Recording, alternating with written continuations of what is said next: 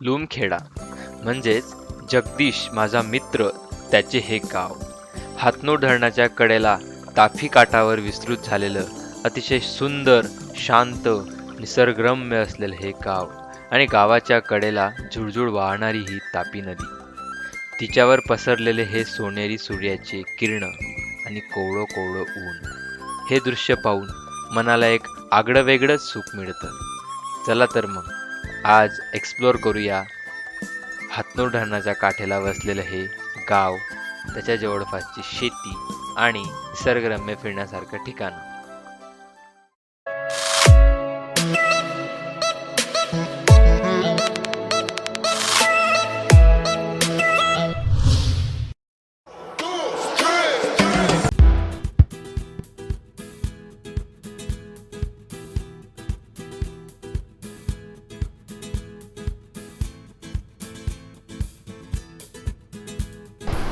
मंडळी, आपण बघताय आपण ऑर्डनन्स फॅक्टरीच्या मध्ये चाललोय आता. म्हणजे इकडनं मित्राच्या घरी जाणार आहे आपण.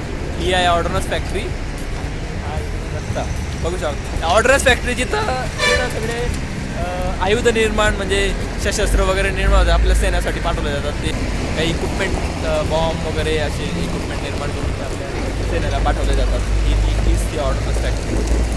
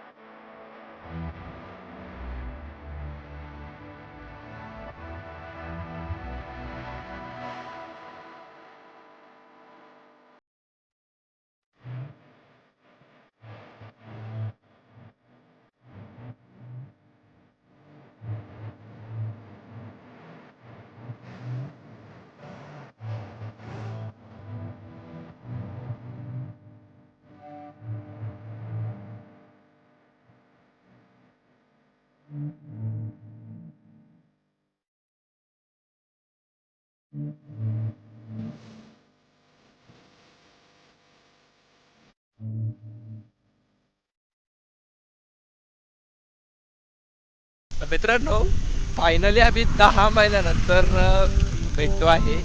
जगदीश आपला आलेला आहे आपल्याला घ्यायला. आपण जवळजवळ 110 किलोमीटर दूरून आपण त्याला भेटायला आलेलो आहोत.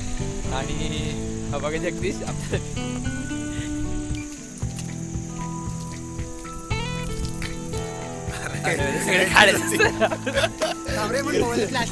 लाव फ्लॅश लाव. अरे इकडे दिसतंय.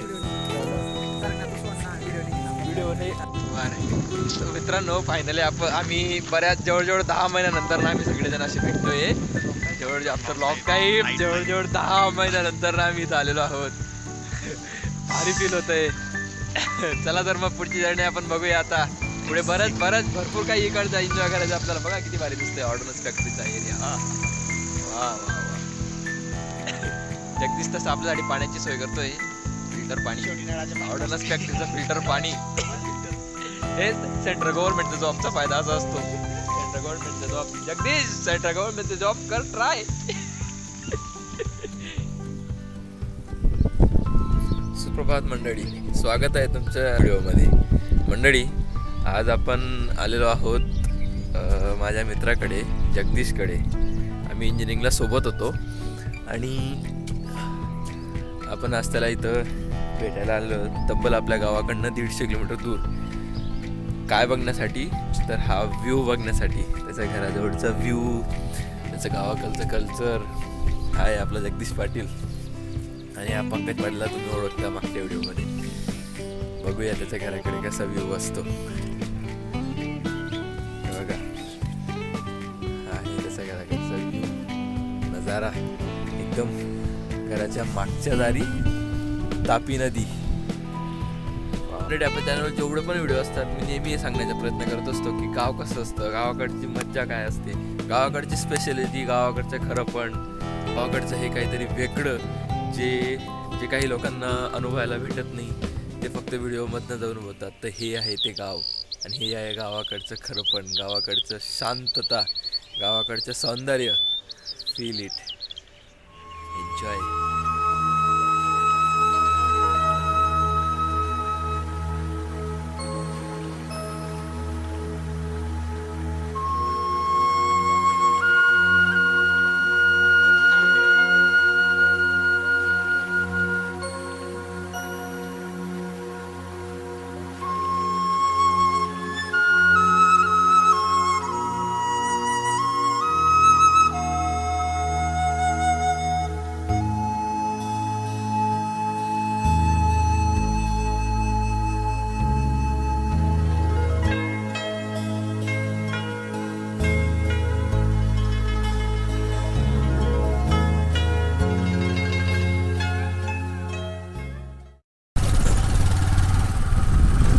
मंडळी, चला आज आपण यांच्या शेतात जाऊया. यांच्या शेतात कसं असतात, इकडचे शेत कसे आहेत, केळी कशी आहे, आज आपण बघूया.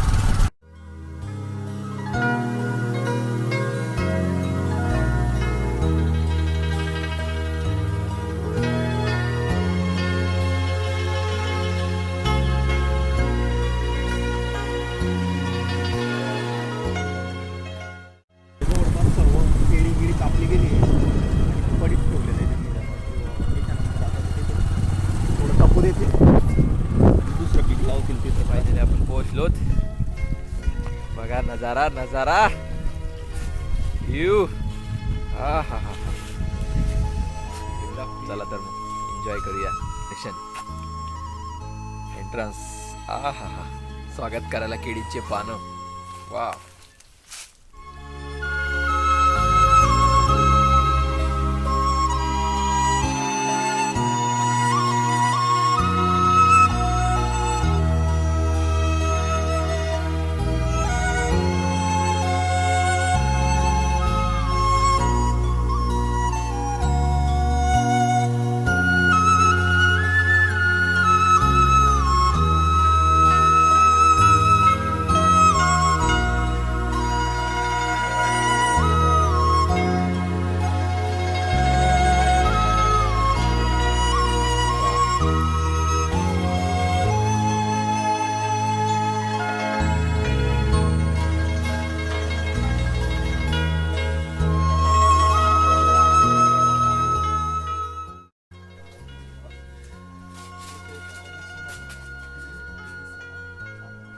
आम्ही इंजिनिअरिंगला सोबत होतो, पण लॉकडाऊनमुळे आता जगदीश आपला शेतकरी आहे काही दिवसांसाठी. शेतकरी आहे जगदीश. बघा ते असं काढून फेकून द्यावं लागतं काय.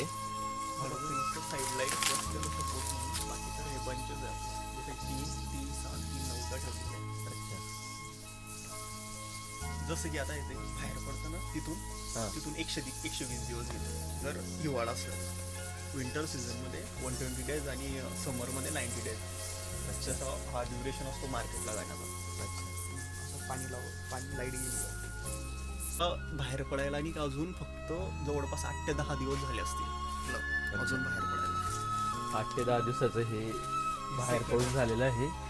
हे बघा जवळजवळ एकदम बारीकच आहे, एकदम कच्चं आहे.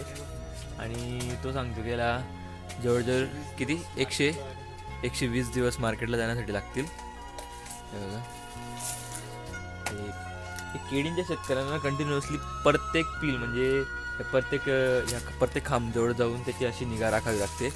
हे बघा हे सगळे हे कुजलेले हे पानं खाली पाडून त्याला काही दिवसानंतर सुकल्यानंतर एकदम तोडून खाली फेकणे, त्यानंतर साफ करून बाहेर काढणे, त्यानंतर हे अशी त्याची ही अशी काळजी घेणे. ही कम्माईचं उलगलेलं हे पीस हे नंतर काढून फेकणे, ही सगळी काळजी केळीच्या शेतकऱ्यांना घ्यावी लागते. रोज भेट देऊन रोज इथं पाण्याचे नियोजन बघावं लागतं.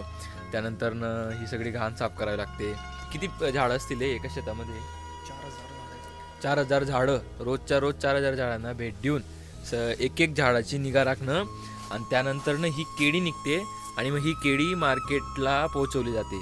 मार्केटला पण पोहोचवताना त्या केळीला कुठल्या प्रकारचा डाग नसला पाहिजे. तिला एकदम अशी निगा राखून हे बघा तो बनवतोय व्यवस्थित निगा राखून ती केळी मार्केटला पोहोचली पाहिजे. आणि कधी कधी तुम्हाला तर माहितीच आहे, कधी कधी केळीचा भाव एकदम डल जातो. म्हणजे तो मला सांगत होता की जवळपास एका एकरमध्ये केळीला खर्च लागतो 75,000, 75,000 रुपये इन्व्हेस्टमेंट करून त्यानंतर जर भाव मिळाला तर ठीक, नाही मिळाला तर शेतकरी कोलॅप्स. म्हणजे त्याची स्वप्न असतात की केळी निघाल्यानंतर आपण घर बांधणार आहोत, केळी निघाल्यानंतर आपण काही मुलाचे शिक्षण करणार आहोत, केळी निघाल्यानंतर आपण असे बरेच काही वेगवेगळ्या शेतकऱ्यांचे वेगवेगळे स्वप्न असतात. केळीला एवढं जपावं लागतं. तो म्हणाला की केळी लावणं म्हणजे रिस्कच्या बरोबर आहे. म्हणजे ज्याला रिस्क घ्यायची सवय आहे तो केळी लावू शकतो. म्हणजे पाऊस जास्त आला, गार पडली तर केळी पूर्ण जाते, पूर्ण कामातून जाते केळी. आणि त्या केळी जातेच, सोबत शेतकऱ्यांचे स्वप्न घेऊन जाते. असं असतं केळीचं. त्यामुळे मित्रांनो, प्रयत्न करा की शेतकऱ्यांकडनं जर तुम्ही घेऊ शकत असाल हा फ्रेश माल तर घ्या. बाकी व्यापाऱ्यांकडनं तर सगळा पैसा तर आपल्याला माहिती आहे, व्यापारीच जास्त, सगळं पैसा जास्त व्यापारीच बनवत असतो. शेतकरी पिकवतो पण शेतकऱ्याला अधिकार नाही त्या मालाचा भाव ठरवायला. एक पेन जरी बनवला कंपनीने तर कंपनीला अधिकार आहे त्या पेनचा भाव ठरवायला, पण शेतकरी माल पिकवतो, शेतकरी अन्नदाता आहे, शेतकरी अन्न पिकवतो. अन्नाचा भाव ठरवण्याची त्याला मुभा नाही, त्याला हक्क नाही.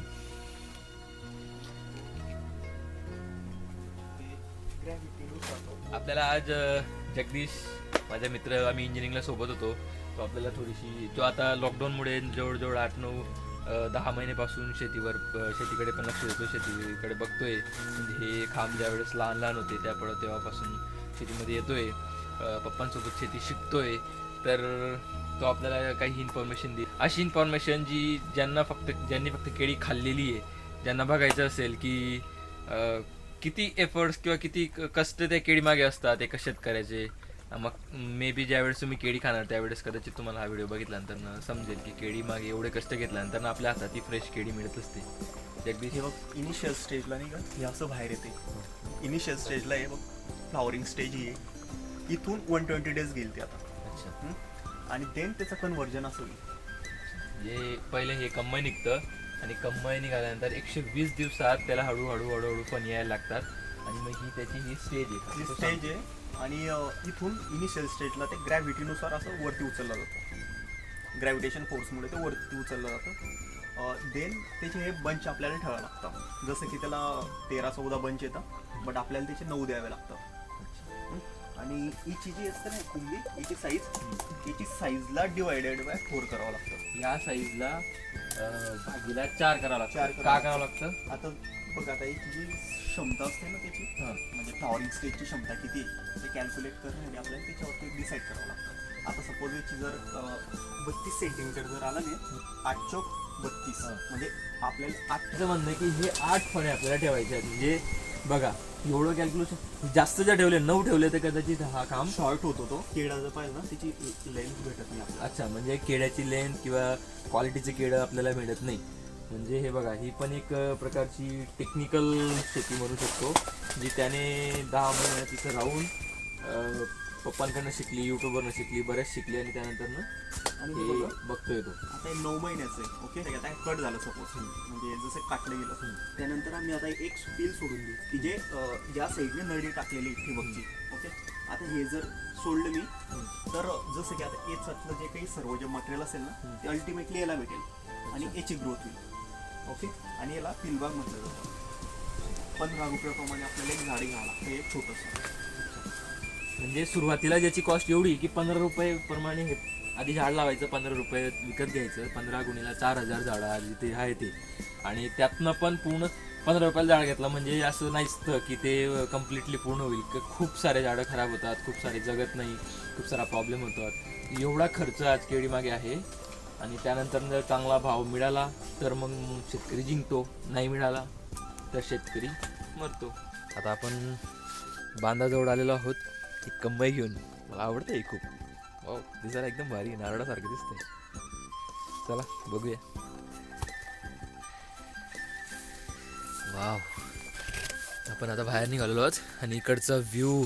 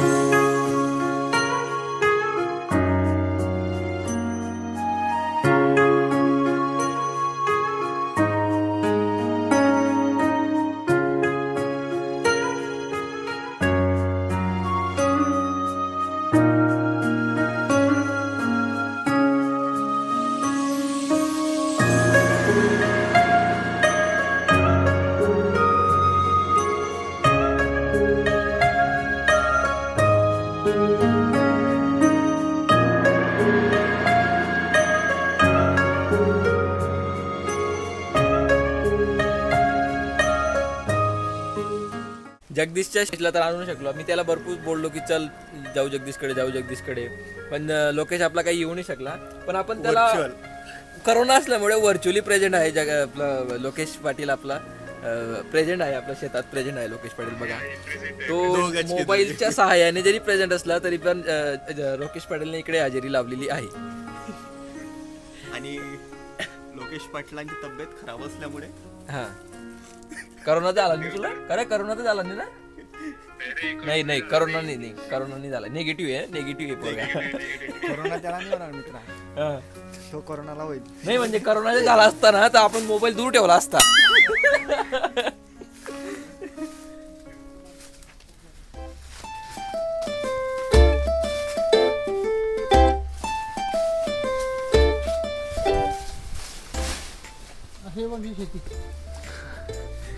काय सांगाल काका शेतीबद्दल? काय सांगाल शेतीबद्दल? शेतीबद्दल काय आहे, या कोरोनामुळे सगळं कंपनी गेलं शेतकऱ्याचं. काही गेले शेतकरी व्यापारी लोक आहे. व्यापारी लोक आहे.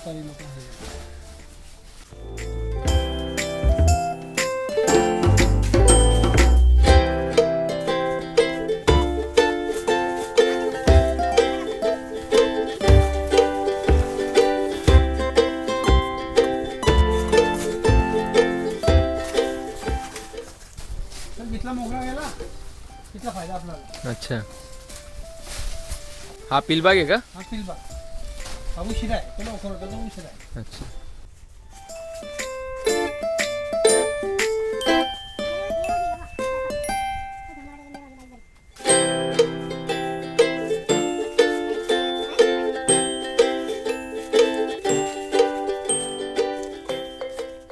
निवांत बसलोय.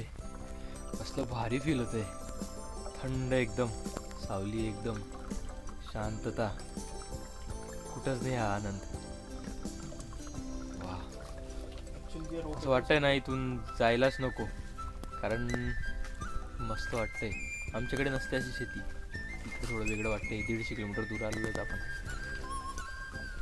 मस्त वाटतंय एकदम रिलॅक्स, थंडगार हवा. उन्हाळ्यात किती भारी फील येत. कदाचित व्हिडिओमधनं फील येत असेल, पण स्वतः एकदम मस्त वाटतं, एकदम बेस्ट.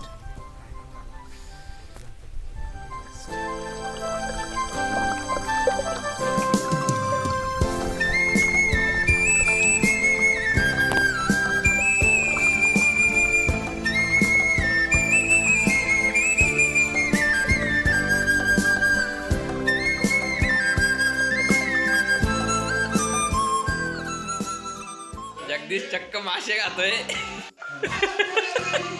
जगदीश खायला लागला. इससे और खुशी की बात क्या हो सकती है? काय एक काम नको, घे हातात घे.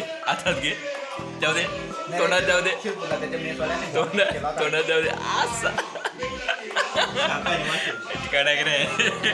मासे हो, कन्फर्म करून घ्या. मासे नाही, शाकाहारी मासे कन्फर्म. इस बीच चर्चा में है क्या